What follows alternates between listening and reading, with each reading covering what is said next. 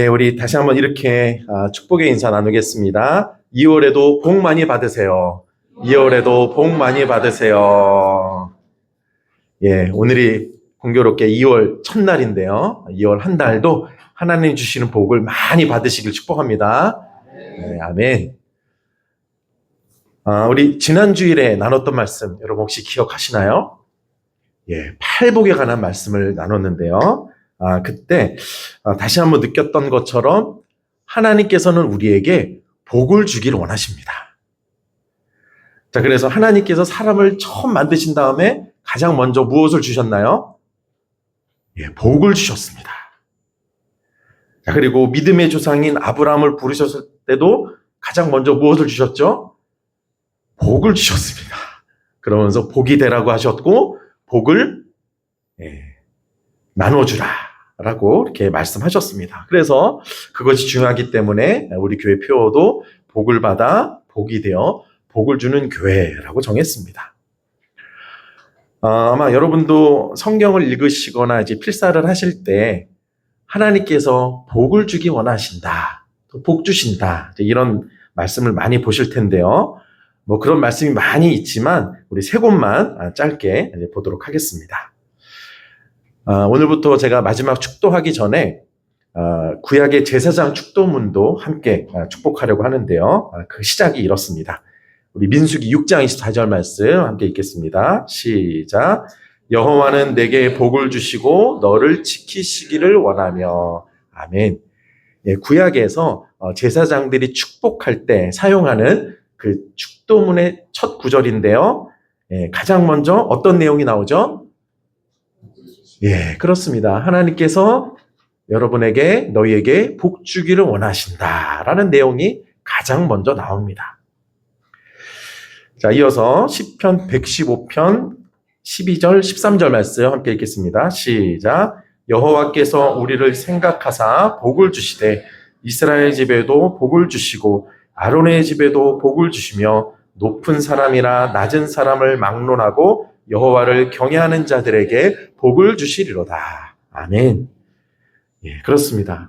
하나님께서 우리를 생각하셔서 복을 주시기 원하시기 때문에 낮은 자나 높은 사람 상관없이 하나님을 경외하는 모든 자들에게는 무엇을 주신다고요? 예, 복을 주기 원하신다라고 말씀하십니다.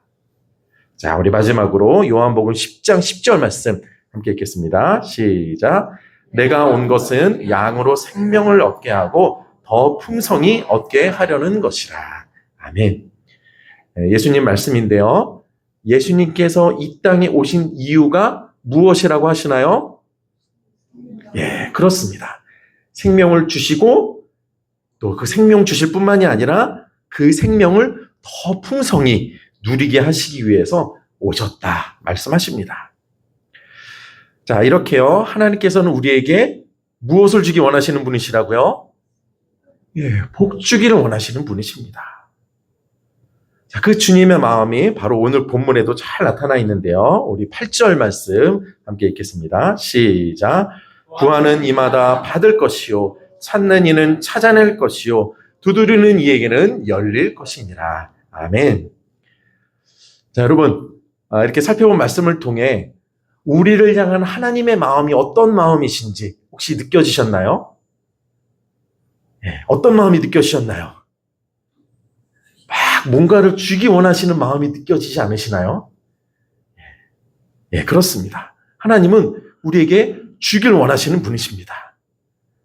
그래서 우리가 구하는 것을 받길 원하시고요. 찾는 것을 찾기 원하시고요. 두드리는 것이 열리게 되기를 하나님도 원하십니다. 자, 그래서 오늘 설교 제목을 받고 찾고 열리는 삶이라고 정해보았습니다. 제가 어르신들 댁에 방문하면 그런 마음들을 좀 많이 느끼게 되는데요. 뭐 하나라도 주려고 하실 때가 참 많습니다. 그래서 막 집안을 살피시다가 없으면 서랍을 열어가지고 눈깔 사탕이라도 있으면 그거라도 주려고 하시는 그 마음을 많이 느끼고 경험을 했습니다. 근데 우리를 향한 하나님의 마음이 꼭 그렇다라는 거예요. 뭐 하나라도 더 주고 싶으신 거예요. 여러분, 그렇습니다. 하나님은 우리에게 주기를 원하시는 분이십니다.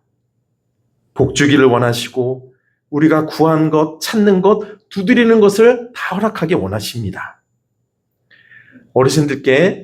어르신들께서 서랍에 있는 눈깔 사탕이라도 주려고 하시는 그 마음처럼 뭐 하나라도 우리에게 더 주고 싶어 하시는 분이 바로 우리 하나님이시라는 것입니다. 혹시 여러분도 그렇게 믿으시나요? 예, 아멘. 자, 그렇다면 그렇게 주기 원하시는 하나님 앞에 우리가 나왔다면 우리에게 필요한 것이 무엇일까요? 예, 하나님은 주기 원하시는데 우리가 어떻게 해야 될까요? 그렇죠. 받아가야죠. 하나님은 주기 원하시니까 하나님께 나왔다면 받아서 돌아가야 한다라는 것입니다. 자, 그렇다면 여러분은 어떠세요? 예배드리고 가실 때, 교회에 왔다 가실 때 하나님께 뭔가를 받아 가시나요? 아, 네. 아니면 별로 받지 못하고 돌아가시나요? 구한 것을 받고 계신가요? 찾는 것을 찾고 계신가요? 두드리는 것이 열리고 계신가요? 저는 앞으로요, 여러분들이 하나님을 만나고 가실 때마다 또 교회에 왔다 가실 때마다 하나님께 더 많은 복을 받고 가시게 되기를 축복합니다. 구하는 것을 받으시고 찾는 것을 찾으시고 두드리는 것이 열리게 되시기를 축원합니다. 예, 아멘. 그래요. 그 풍성한 복 누렸으면 좋겠습니다. 자, 그렇다면 하나님께서 주시고자 하는 그 모든 것들을 우리가 어떻게 받고 어떻게 누릴 수 있을까요? 우리는 구하는 것을 받기 원하고 찾기를 원하고 열리기를 원하는데 어떻게 그 일이 우리에게 이루어질 수 있을까요? 자, 그 답을 찾기 위해서 우리 먼저 본문 7절 말씀을 함께 읽도록 하겠습니다. 시작.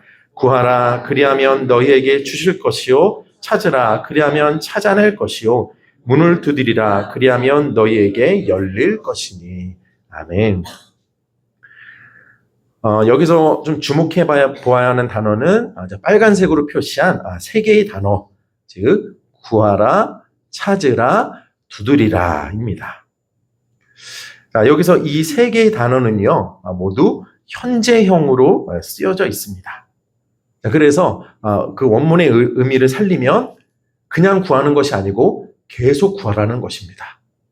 계속 찾으라는 것입니다. 계속 두드리라라는 의미입니다. 자, 그런데 그런 의미를 생각하면 좀 언뜻 이해하기가 어렵습니다. 여러분, 많은 분들이 어떻게 기도하나요? 계속 기도하나요? 뜨문뜨문 기도하나요? 네, 그렇습니다. 보통 우리에게 어떤 필요가 있을 때 기도할 때가 더 많은 것 같습니다. 자, 그런데 그런 우리에게 계속 구하라고 하십니다. 그럼 어떻게 계속 찾습니까? 자, 그래서 이 말씀은 24시간 내내 잠도 자지 말고 기도하라라는 의미의 말씀일까요? 아니면 기도를 많이 하면 많이 할수록 응답이 더 잘 된다는 그런 의미의 말씀일까요? 이 말씀의 의미를 이해하는 열쇠가 이어지는 말씀에 담겨 있는데요. 우리 오늘 본문 9절 말씀 함께 읽도록 하겠습니다. 시작. 너희 중에 누가 아들이 떡을 달라 하는데 돌을 주며. 아멘. 예수님께서 응답에 관해서 말씀하신 직후에 바로 이어서 아버지와 아들의 관계를 언급하고 계십니다. 자, 그러니까 오늘 말씀의 전제는 하나님과 우리의 관계가 어떤 관계여야 한다라는 것을 말하는 건가요? 예, 그렇습니다. 부자 관계입니다. 아버지와 자녀의 관계입니다. 하나님이 우리의 아버지가 되시고 우리가 자녀가 되는 관계여야 한다라는 것을 말씀하고 계신 것입니다. 자, 그렇다면 제가 여러분께 여쭤보겠습니다. 혹시 지금 여러분은 하나님의 자녀이신가요? 예, 아니면 독립하셨나요? 자녀들도 보면은요, 나이에 따라서 나타나는 모습이 참 많이 다른데요. 자, 그럼 여기서 말씀하시는 자녀는 어느 정도 나이대의 자녀를 말하는 걸까요? 다 장성한 자녀를 말하는 걸까요? 아니면 어린 자녀를 말하는 걸까요? 그렇게 생각하세요? 네. 보통 청소년기가 되면 이런 말을 많이 하는 것 같습니다. 엄마, 아빠, 이제는 내가 내일 알아서 할게요. 간섭하지 마세요. 보통 이제 남자들 같은 경우는 이제 변성기가 와서 걸걸한 목소리로 더 이상 간섭하지 마세요. 뭐 이렇게 얘기를 하기도 합니다. 자, 그럼 그런 청소년기 자라는 자녀를 말하는 걸까요? 물론 다 컸거나 어리거나 자녀는 평생 자녀이기 때문에 오늘 말씀의 의미가 다 통하기는 하지만은요, 특히 이 말씀이 초점을 맞추는 자녀가 있습니다. 자, 그것을 다음 말씀에서 알 수 있는데요. 우리 마태복음 18장 3절 말씀 함께 읽겠습니다. 시작.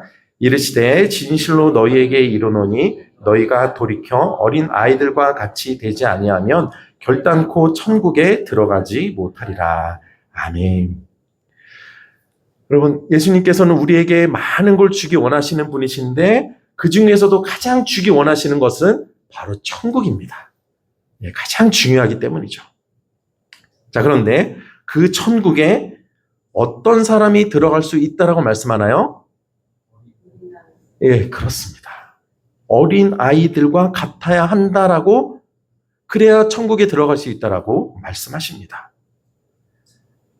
자, 그렇다면 구체적으로 어떤 사람이 되어야 천국에 들어갈 수 있다라는 말일까요?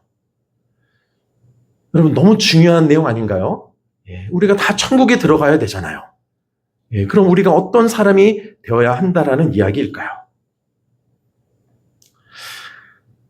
저는 비교적 이 말씀의 의미를 이해하기 쉬운 환경에서 지금 살아가고 있는데요.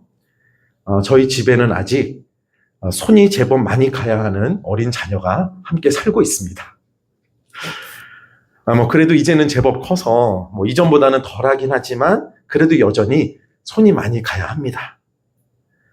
아직 스스로 할 수 있는 것이 많지 않아서 도와달라고 할 때가 많아서 도와줄 때가 많습니다.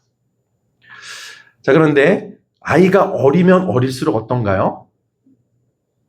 네, 훨씬 더 손이 많이 갑니다. 특히 이제 갓 태어난 아이일 경우에 하나부터 10까지 부모의 손이 다 필요합니다. 먹는 것도, 자는 것도, 노는 것도, 씻는 것도, 심지어 싸는 것도. 아이 스스로 할 수 있는 것이 아무것도 없기 때문에 하루 종일 부모의 손길이 없으면 단 하루도 살아갈 수 없는 존재가 바로 어린아이입니다. 이 말씀에서 말하는 어린아이가 바로 그와 같은 어린아이를 말하는 것입니다. 24시간 부모를 의존할 수밖에 없는 그 어린아이와 같이 되지 않으면 천국에 들어갈 수 없다라는 말씀인 것입니다. 어느 순간에요, 건강에 어떤 문제가 생긴 분들께서 하나같이 고백하시는 말이 있습니다. 아마 여러분도 비슷한 경험이 있으실 것 같습니다. 이렇게 고백하십니다. 내가 그동안 건강하게 살았던 것이 정말 당연한 일이 아니었구나. 여러분 공감되시죠? 먹는 것, 자는 것, 걷는 것, 앉고 일어서는 것, 씻는 것, 일하는 것, 숨 쉬는 것, 심지어 모두요, 싸는 것도 당연한 일이 아니었다라는 것을 우리는 그 순간에 깨닫게 되는 것입니다. 하나님께서 단 하루라도 지켜주시지 않으면 이 중에 어떤 것도 사실 우리 자신의 능력으로는 할 수 있는 일이 없다라는 것을 우리는 그 순간에 깨닫게 되는 것입니다. 자, 그래서 이런 사실을 정말 제대로 알게 된다면은요, 우리는 어린아이와 같은 마음을 가질 수밖에 없습니다. 단 하루도 하나님께서 나를 돌봐주지 않으면 온전히 살아갈 수 없는 존재가 바로 나라는 사실을 고백하게 되는 것입니다. 바로 그런 자가 천국에 들어갈 수 있다라고 말씀합니다. 하나님의 손길이 아니면 단 하루도 살 수 없다라고 고백하는 자가 천국에 들어가게 된다라는 것입니다. 자, 오늘 말씀이 말하는 부모와 자녀의 관계가 바로 그것을 말하고 있습니다. 24시간 부모님이 돌봐주지 않으면 살아갈 수 없는 어린아기처럼 우리도 24시간 하나님이 돌봐주지 않으면 살아갈 수 없는 존재라는 것을 제대로 알고 겸손히 하나님을 의지하며 살아가는 자녀를 말하는 것입니다. 여러분, 그런 자녀는 어떻게 합니까? 어린아기들이 그런 것처럼 늘 도움을 구합니다. 늘 손을 뻗습니다. 늘 손을 벌립니다. 여러분도 많이 경험해 보셨을 텐데요. 어떨 때는 정말 너무 뻔뻔하다는 생각이 들지 않습니까? 아니, 자기가 돈을 버는 것도 아닌데 껐떡하면 돈을 달라 그러고 껐떡하면 사달라 하고 그렇게 말하지 않습니까? 여러분, 그러면 그런 자녀들이 이렇게 이야기하면 좀 괜찮으실까요? 아버지, 어머니, 제가 좀 학용품이 필요한데 죄송하지만 하나만 좀 사주시면 안 될까요? 이번에 한 번만 사주시면 제가 나중에 커서 돈 벌어서 갚아드릴게요. 이러면 좀 마음이 괜찮으실까요?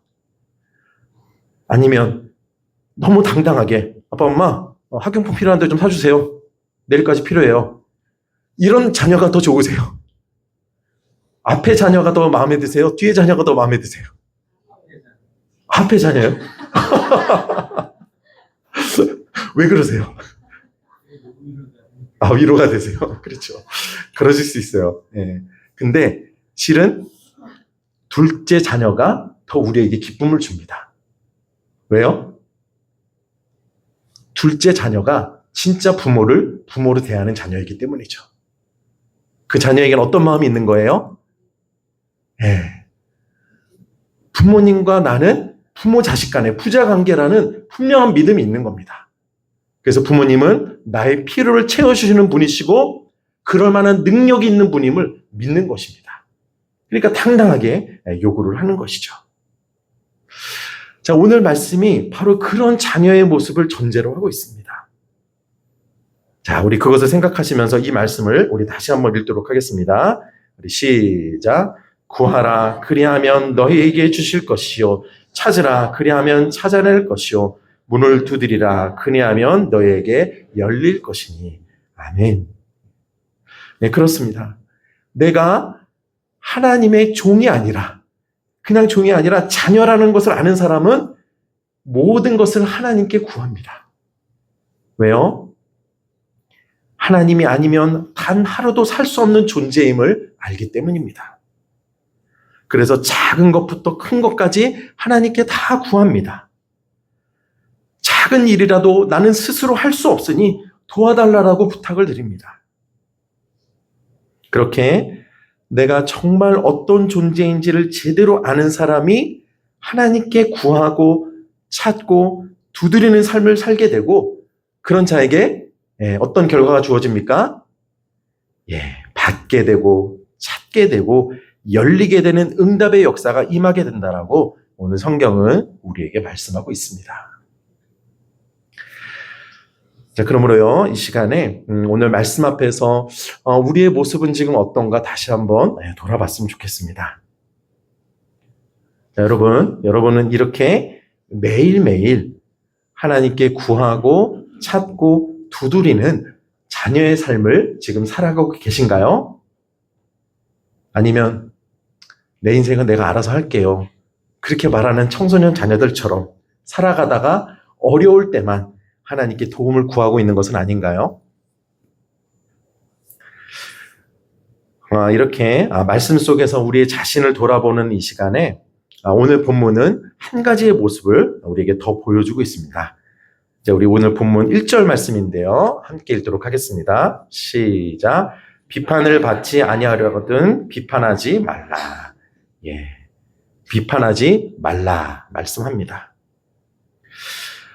여러분, 다른 사람들에게 여러분의 실수를 말하거나 여러분의 부족함을 공개적으로 말하는 일이 쉬우신가요?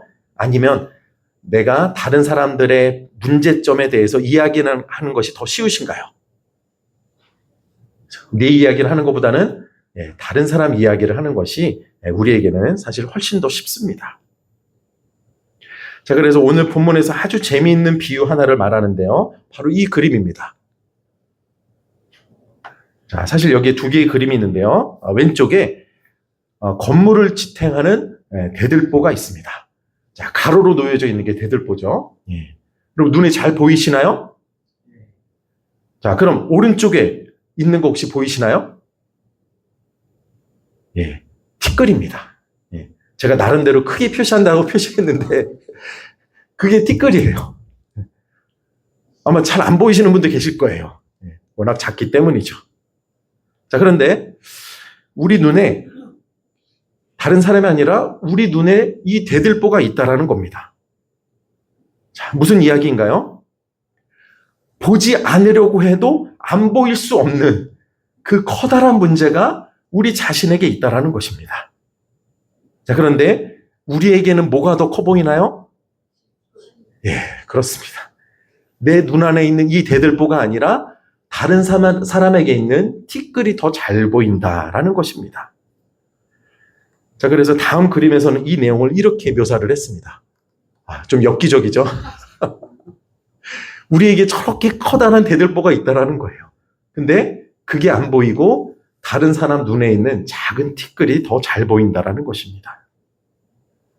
여러분, 왜 그렇습니까? 왜 우리에게는 다른 사람에게 있는 문제가 더 크게 보일까요?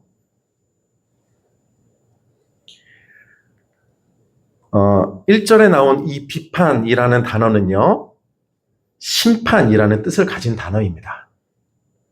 자, 여러분, 심판은 누가 하는 건가요? 예, 그렇습니다. 하나님이 하시는 일입니다.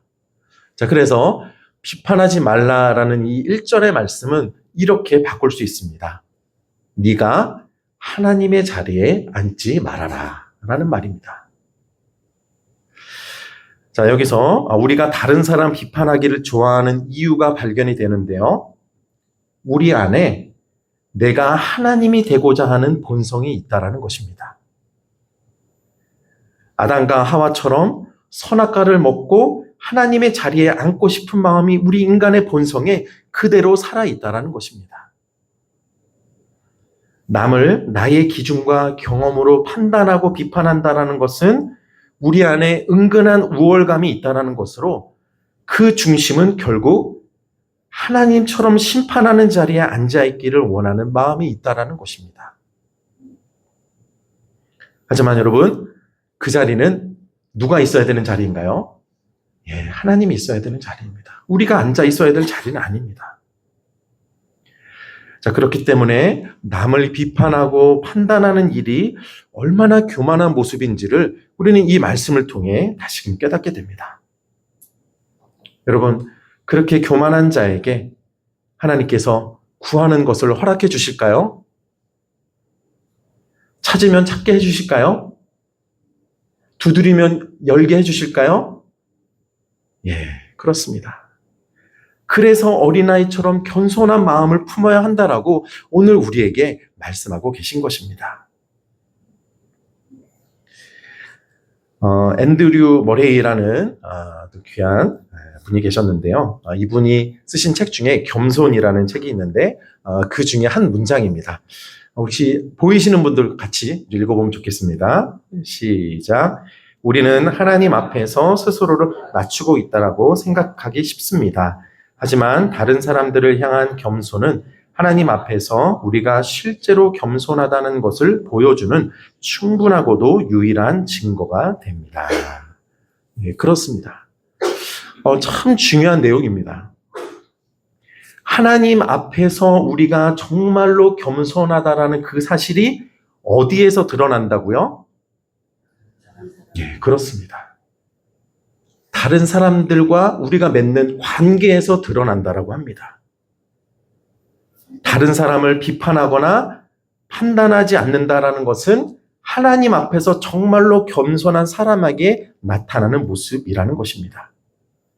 자, 그렇다면 다른 사람을 비판한다라는 것은 결국 무엇을 보여주는 건가요? 예, 그 사람이 실은 하나님 앞에서 겸손하지 않다라는 것을 드러내고 있는 증거라는 이야기입니다. 결국 하나님 앞에서 겸손한 자에게 하나님께서 응답을 하실 수밖에 없다라는 것입니다. 그래서 이분이 이렇게 또 이어서 말씀합니다. 자, 이 부분도 같이 한번 읽어볼까요? 시작. 우리가 스스로 아무것도 할 수 없다는 사실을 진정으로 깨닫고 나타낼 때만 하나님은 모든 일을 행하십니다. 예, 그렇습니다. 여러분, 지난 주일에 우리 팔복에 관한 말씀을 나눌 때 그 8개의 복이 어디서부터 시작이 된다라는 말씀을 나눴습니다. 자, 어디서부터 시작이 된다 그랬죠? 바로 그렇습니다. 첫 번째 복인 심령이 가난한 것에서부터 시작이 된다라고 했습니다. 즉, 나는 스스로 아무것도 할 수 없는 존재라는 그 가난한 마음을 가질 때 그 마음을 가진 자에게 8개의 복이 하나하나 임하게 된다라고 했는데 똑같은 의미입니다. 어린아이처럼요, 단 하루도 하나님 없이는 아무것도 할 수 없다라는 그 겸손한 마음, 그 가난한 마음을 가지고 하나님을 의지하며 살아갈 때 하나님은 그런 자를 통해 일하시고 그런 자의 기도에 응답해 주시겠다라고 말씀하고 계십니다. 자, 그럼 그런 자에게 어떤 은혜를 주시는지 마지막으로 오늘 본문 11절 말씀 함께 읽도록 하겠습니다. 시작. 너희가 악한 자라도 좋은 곳으로 자식에게 줄 알거든 하물며 하늘에 계신 너희 아버지께서 구하는 자에게 좋은 곳으로 주시지 않겠느냐. 아멘. 무엇을 주신다고요? 예, 그렇습니다. 좋은 것입니다. 무엇이요? 좋은 것입니다. 하나님이 좋은 것을 주기 원하신다라는 것입니다. 그럼 누구에게 이 좋은 것을 주시나요? 예, 하나님 자녀에게. 나는 오늘도 하나님의 도우심이 필요하다는 그 자녀에게 하나님은 좋은 것을 주시는 아버지시라고 말씀하고 계십니다. 자, 그러므로 우리가 그 겸손한 마음으로 날마다 하나님 의지하는 마음으로 살아갈 때 하나님께서는 우리에게 가장 좋은 것을 허락해 주신 분이라고 오늘 성경은 우리에게 마지막으로 말씀하고 계십니다. 그러면 우리가 어떻게 해야 될까요, 여러분? 예, 오늘 말씀을 기억하고 정말로 나는 단 하루도 스스로 살 수 없는 정말 어린아이 같은 존재임을 겸손히 고백하는 믿음으로 매일매일 하나님을 의지하고 하나님께 도움을 구하는 저와 여러분 되시기를 소망합니다. 예, 그래서 우리가 구하는 것을 받고 찾는 것을 다 찾게 되고 두드리는 문이 여러분에게 활짝 열리는 그 풍성한 복을 누리는 저와 여러분 되시기를 간절히 축원드립니다. 아멘.